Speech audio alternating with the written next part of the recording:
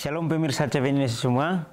Bertemu lagi dengan saya di dalam pembahasan buku Agama yang Bersinar, di mana buku ini sangat sederhana untuk kita mengerti, tulisannya sangat jelas, dan buku ini tulisan dari Nyonya Ellen G. White yang memberikan kita pelajaran bahwa kehidupan kita kalau bergantung kepada Tuhan, maka Dia akan memberikan kelegaan kepada kita untuk terus berjalan sehingga kita boleh meraih apa yang Dia sudah sediakan bagi kita. Bacaan kita kali ini saya ambil dari halaman 56 dengan judul Memberikan Anaknya untuk Menebus Saya. Ayat intinya terambil dari Yesaya 53 ayat 10. Kita boleh mengambil Alkitab kita bersama-sama untuk menyimaknya.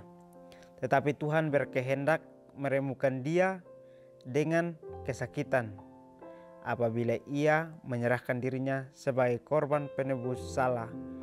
Ia akan melihat keturunannya, umurnya akan lanjut, dan kehendak Tuhan akan terlaksana olehnya.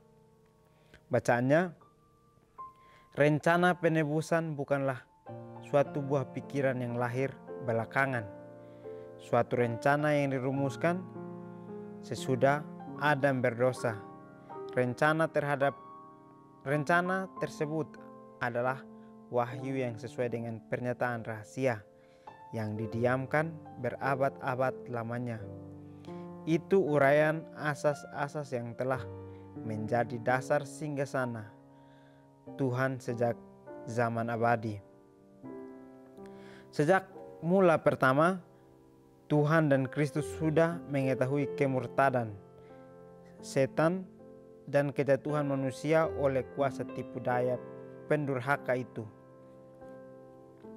Tuhan tidak merencanakan supaya dosa ada, akan tetapi melihatnya lebih dahulu jauh sebelum dosa itu lahir, lalu mengadakan persiapan guna menghadapi peristiwa yang mengerikan itu. Sungguh besar kasih-Nya bagi dunia ini sehingga dijanjikannya memberikan anaknya yang tunggal supaya setiap orang yang percaya kepadanya tidak binasa melainkan beroleh hidup yang kekal. Alfa Omega jilid 5 halaman 16. Baik, pelajaran kita kembali lagi mengingatkan bahwa dengan judulnya kita boleh melihat bahwa memberikan anaknya untuk menebus saya. Jadi kita ingat bahwa Tuhan rela berkorban sebenarnya untuk diri kita sendiri atau untuk diri saya. Jadi kita harus merasa bahwa Tuhan berkorban untuk menyelamatkan jiwa saya. Sebab itu saya boleh menerima akan kasih karunia itu, sehingga saya boleh melihat bahwa Tuhan itu sangat menyayangi saya. Dia selalu menyertai saya di setiap kehidupan saya, sehingga Dia rela untuk datang untuk menebus akan dosa yang selama ini saya buat. Dalam ayat intinya juga mengatakan, tetapi Tuhan berkehendak meremukkan dia dengan kesakitan. Jadi dengan rasa kesakitan Tuhan memberikan anaknya supaya Dia datang untuk menyelamatkan kita. Apabila Ia menyerahkan dirinya sebagai korban penebus salah, Ia akan melihat keturunannya, umurnya akan lanjut, dan kehendak Tuhan akan terlaksana. Jadi pelajaran kita sangat menarik ya. Di sini dikatakan bahwa Tuhan datang untuk menebus kita atau menebus saya secara pribadi, supaya saya boleh selamat dan Tuhan boleh melihat keturunan saya ini adalah orang percaya, sehingga semua orang yang Tuhan selamatkan itu bisa dia senang, bahagia karena dia sudah bisa menjadi satu penengah untuk mendapatkan satu keselamatan yang datangnya dari Bapaknya. Jadi rencana penebusan kita bukanlah sebuah pikiran yang lahir belakangan. Jadi sebenarnya rencana penebusan ini bukan hanya dibuat pada saat manusia jatuh, tetapi jauh sebelum itu sudah terpikirkan dan juga sudah dinubuatkan untuk bisa terjadi. Sehingga suatu rencana yang dirumuskan sesudah Adam berdosa. Jadi bukan rencana pada saat Adam jatuh dalam dosa, tetapi sebelum Adam jatuh kepada dosa pun Tuhan sudah mengetahui jauh mana kehidupan selanjutnya, sehingga dia sudah membuat satu nubuatan untuk melakukan rencana penebusan itu, supaya semua orang yang masih ingin untuk kembali mendapatkan keselamatan itu boleh dekat kepada Tuhan untuk bisa menerima akan penebusan itu. Rencana tersebut adalah wahyu yang sesuai dengan pernyataan rahasia yang didiamkan berabad-abad lamanya. Jadi rencana ini sebenarnya sudah menjadi satu nubuatan yang sesuai dengan pernyataan rahasia. Tetapi selama ini atau selama berabad-abad masih didiamkan untuk tidak didengar oleh semua orang. Tetapi pada saat manusia sudah jatuh dalam dosa, maka itu kembali terdengar akan rencana penebusan itu, sehingga dinubuatkan bahwa kita semua akan selamat kalau kita hidup dekat dengan Tuhan. Itu uraian asas-asas yang telah menjadi singgasana Tuhan sejak zaman abadi.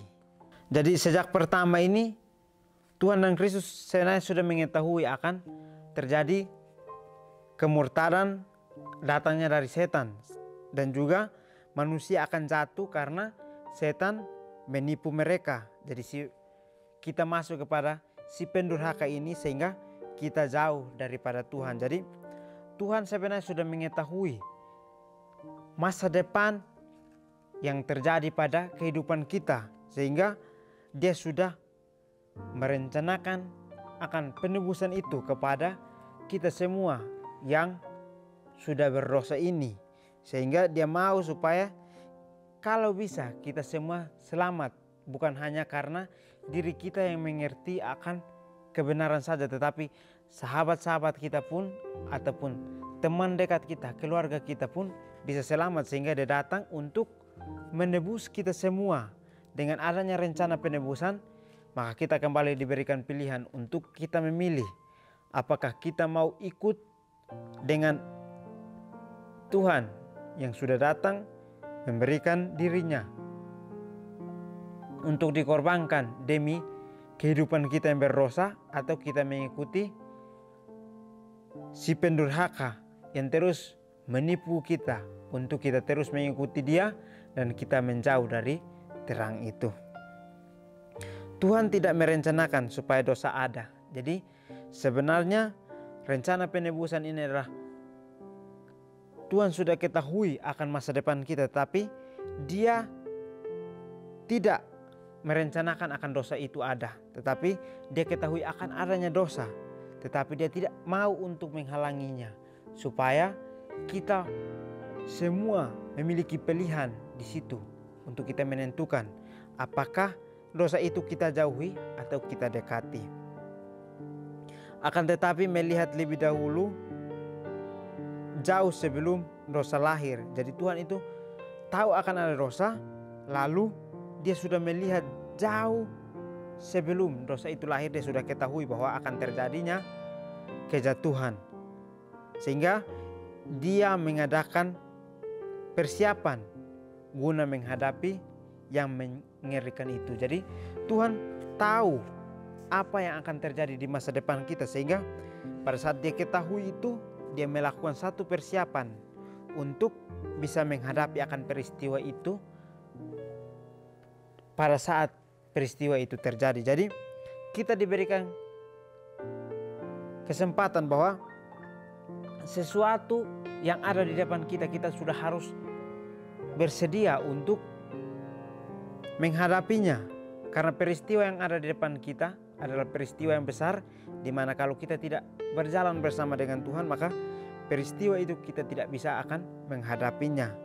Kita ingat di sini bahwa Tuhan sudah membuat satu rencana penebusan, berarti dia sudah memiliki satu misi untuk penyelamatan akan diri kita, sehingga dia kirim anaknya yang tunggal supaya kita yang percaya kita boleh selamat karena kita mengikuti akan kebenarannya.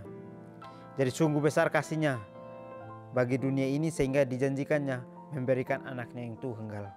Jadi satu janji Tuhan kepada kita bahwa janji itu penuh dengan kasih, di mana Dia mau supaya anaknya yang datang itu kita percaya kepadanya karena Dia sudah berikan untuk kehidupan kita. Jadi setiap orang yang percaya kepadanya tidak binasa. Jadi setiap orang yang percaya kepada Tuhan atau setiap orang yang mau dekat dengan Tuhan tidak akan binasa, melainkan beroleh hidup yang kekal.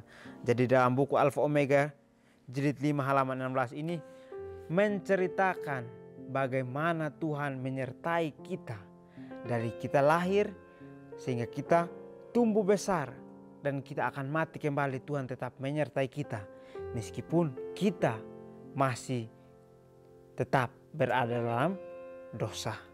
Kita ingat di sini bahwa ketika dosa hadir, maka terjadilah iri hati, kesombongan yang terjadi pada diri Lucifer, sehingga pada saat dia jatuh, dia mau untuk mendirikan satu mesbah juga di langit supaya menyerupai yang maha tinggi. Kita ingat bahwa dia tidak mau kalah dari yang sudah menciptakan kita, sehingga dia melakukan persaingan untuk bisa menyamai keilahian yang Tuhan punya. Jadi kehidupan kita seringkali kita ingin untuk membandingkan diri kita dengan sesama-sesama kita, tetapi kita ingat bahwa kehidupan kita tidak semuanya harus dibandingkan. Karena kalau kita membandingkan berarti kita hanya bertumbuh di situ-situ saja. Kita tidak bertumbuh untuk jauh lebih tentang kebenaran, tetapi kita bertumbuh hanya di situ untuk mengetahui akan kebenaran. Ia yang tidak terbatas dalam hikmat tidak merancang rencana lain bagi keselamatan kita kecuali pengorbanan anaknya. Imbalan pengorbanan ini adalah kesukaan yang memenuhi dunia ini dengan umat tebusan yang kudus, bahagia dan baka. Akibat dari pertentangan juru selamat dengan kuasa kegelapan adalah sukacita bagi umat tebusan yang akan menyumbang kepada kemuliaan Tuhan selama-lamanya. Demikianlah nilai jiwa yang membawa kepuasan bagi Tuhan dengan harga yang dibayar. Dan Kristus sendiri merasa puas dengan memandang buah-buah pengorbanannya yang besar. Alfa Omega jilid 8 halaman 687 dan 688.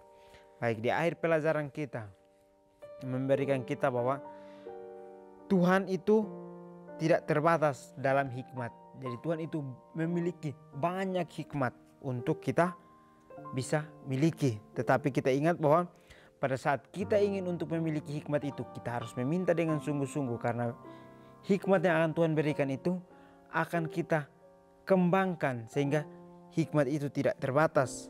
Dan juga Tuhan tidak pernah merancang rencana lain bagi keselamatan kecuali pengorbanan anaknya. Jadi Tuhan hanya merencanakan satu rencana, yaitu untuk memberikan anaknya menjadi korban untuk menebus kehidupan kita, untuk kita bisa boleh diselamatkan. Imbalan pengorbanan ini adalah kesukaan yang memenuhi dunia dengan umat tebusan yang kudus, bahagia dan baka. Jadi imbalan dari pengorbanan ini adalah kita boleh memiliki kesukaan yang memenuhi dunia dengan umat tebusan yang kudus, bahagia dan baka. Jadi pada saat Tuhan sudah mengorbankan diri, berarti sebenarnya yang ada di dunia ini adalah orang-orang yang bersukaria dan memenuhi bumi dengan umat tebusan yang kudus, umat tebusan yang bahagia, yang siap untuk menantikan tempat yang baka yang akan datang kepada kehidupan kita untuk kita tinggal bersama dengan Dia. Akibat dari pertentangan juru selamat dengan kuasa-kuasa kegelapan adalah sukacita bagi umat tebusan yang akan menyumbang kepada kemuliaan Tuhan selama-lamanya. Jadi terjadilah pertentangan antara terang dan gelap. Jadi juru selamat bertentangan dengan kuasa-kuasa kegelapan. Karena kita ingat di sini bahwa sukacita umat tebusan yang akan menyumbang kemuliaan selama-lamanya. Jadi pada saat kita diselamatkan masuk kepada terang, maka kita akan merasa sukacita karena kita sudah masuk sebagai satu umat tebusan, dan kita akan menyampaikan kemuliaan Tuhan itu kepada semua orang selama-lamanya, sehingga semua orang itu boleh mendengar dan mereka boleh menentukan akan pilihan mereka untuk dekat kepada si terang. Dengan demikian nilai jiwa yang membawa kepuasan bagi Tuhan dengan harga yang dibayar. Jadi ada jiwa yang selamat, tetapi ada jiwa yang akan puas karena dia sudah melakukan satu pengorbanan dengan harga yang sudah dibayar atau dengan darahnya yang sudah tertumpah untuk menebus kita. Maka dia akan juga merasakan sukacita karena buah-buahnya, buah-buah pengorbanannya bisa menjadikan satu umat atau satu jiwa yang sudah ditebus dan mau untuk selamat. Dan Kristus sendiri merasa puas dengan memandang buah-buah pengorbanannya yang besar. Jadi di akhir bahwa Tuhan sangat puas atau Kristus sangat puas pada saat dia memandang kita diselamatkan karena kita adalah buah-buah dari pengorbanannya yang besar itu. Jadi kehidupan kita ini adalah satu pengorbanan Tuhan masuk kepada kehidupan kita. Jadi kita ingat bahwa janji Tuhan adalah dia memberikan anaknya untuk saya dan untuk saudara semua. Jangan kita mengatakan bahwa Tuhan memberikan anaknya untuk saudara sendiri, tetapi untuk saya juga sebagai manusia berdosa. Saya harus berjanji bahwa Tuhan menebus saya, berarti saya juga harus melakukan sesuatu yang baik untuk bisa dekat kepada Dia. Karena dia sudah datang untuk mengorbankan dirinya, rela mati di kayu salib untuk menebus diri kita masing-masing. Mungkin ini saja pelajaran yang dapat saya bahas. Kiranya kita bertemu di pertemuan selanjutnya. Kiranya Tuhan Yesus memberkati kita semua.